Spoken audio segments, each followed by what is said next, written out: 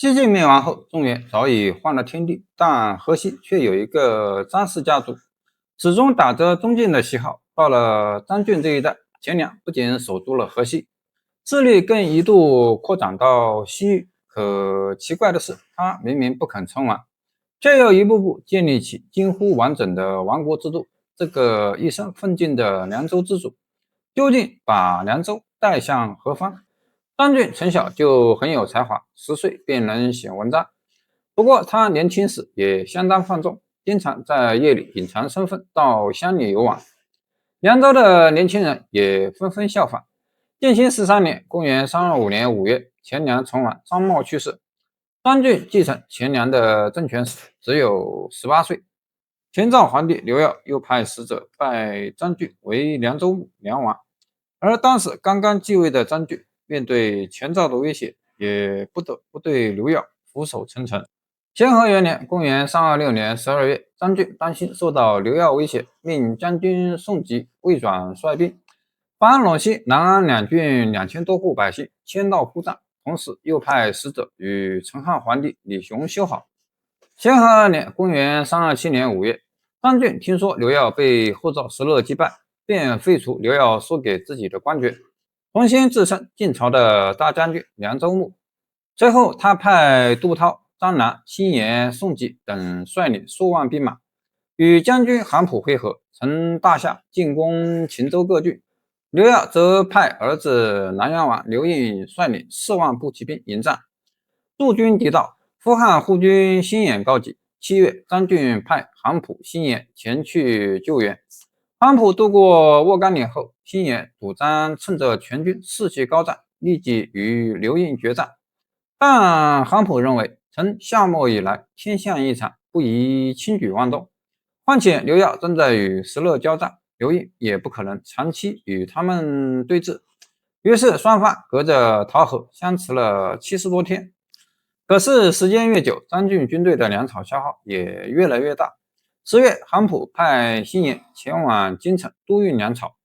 刘胤得知消息后大喜，认为只要击败运粮的辛延，韩普的军队就会自行崩溃。机会很快来了，刘胤亲自率骑兵袭击辛延，在沃岗岭将其击败，又趁势逼近韩普大营，韩普军队大败，战死2万多人。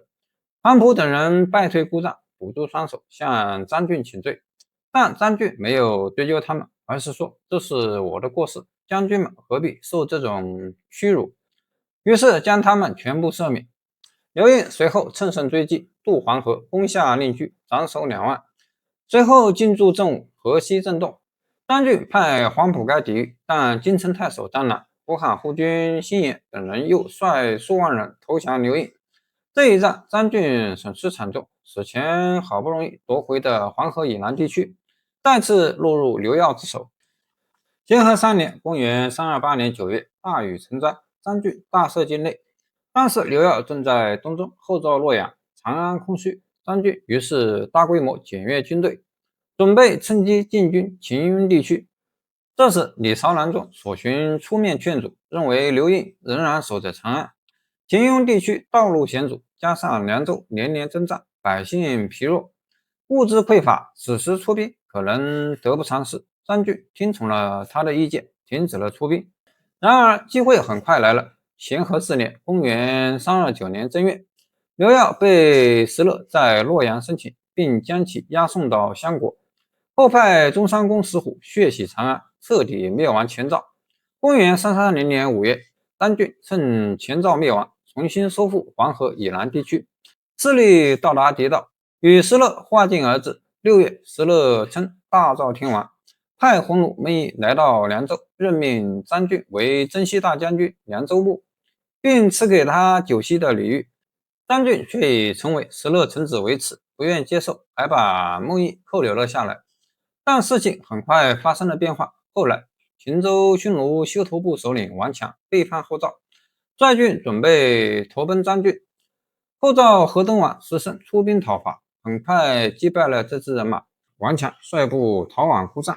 张俊开始害怕石勒报复，于是放孟仪回国，又派长史马生向石勒称臣，并进献地方特产。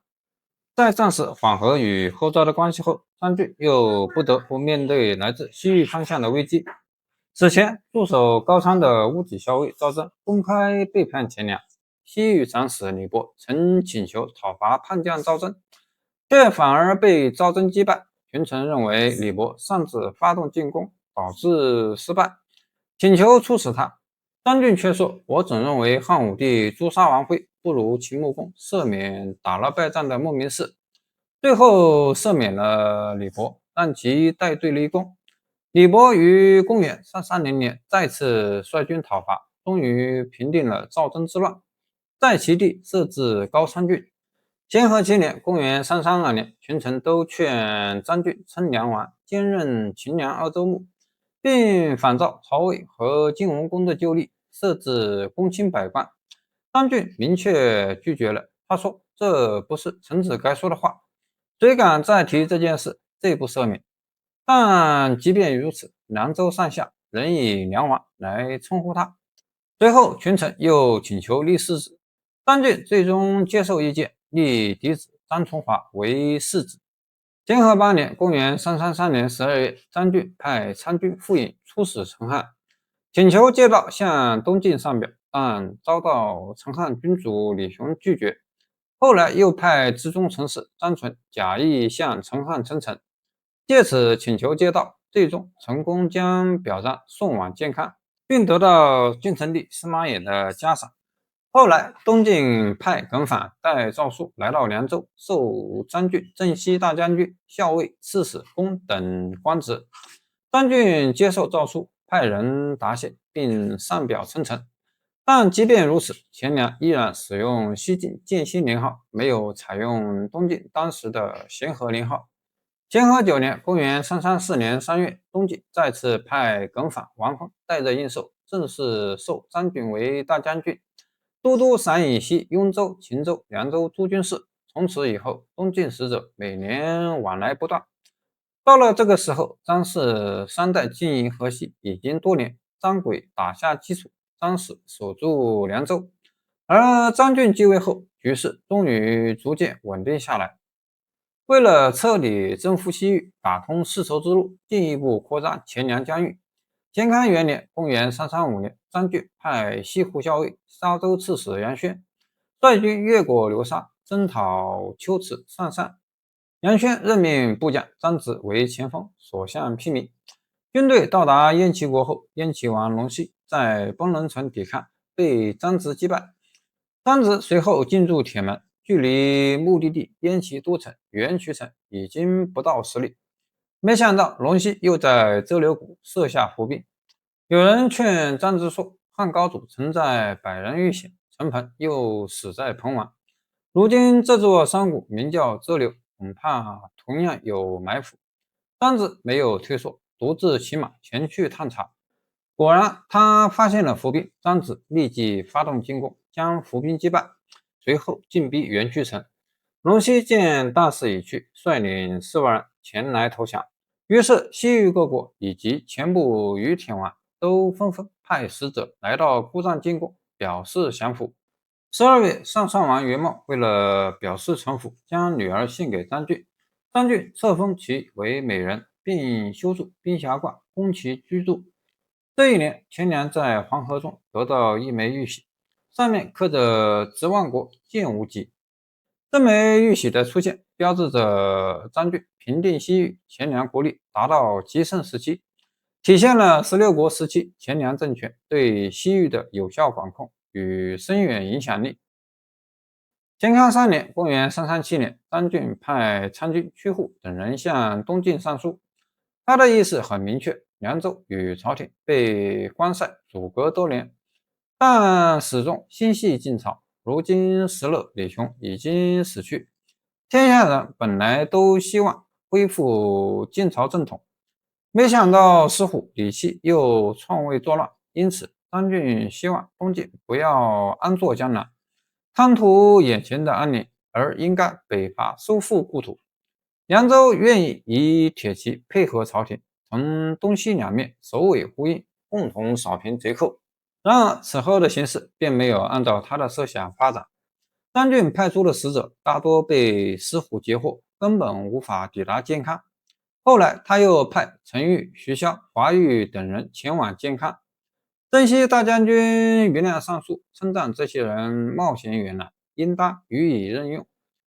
朝廷于是任命陈玉为西平相，徐骁等人为县令。随着北伐中原的难以实现，张俊便将目光又转向西域。永和元年（公元345年10月），由于燕齐国此前并不甘心完全臣服，张俊再次派兵征讨燕齐，燕齐投降，在楼兰重置西域长史府，正式对西域全境实施行政管辖。而苏勒作为西域传统大国，也在此时臣服前凉。此时的前凉已经成为西北最强大的势力。永和2年（公元346年5月），张俊病重。6月，张俊在正德殿去世，在位22年，终年40岁。前凉私下赐他为文公。晋穆帝得知消息后，派使者追赠他为大司马，谥号东城公。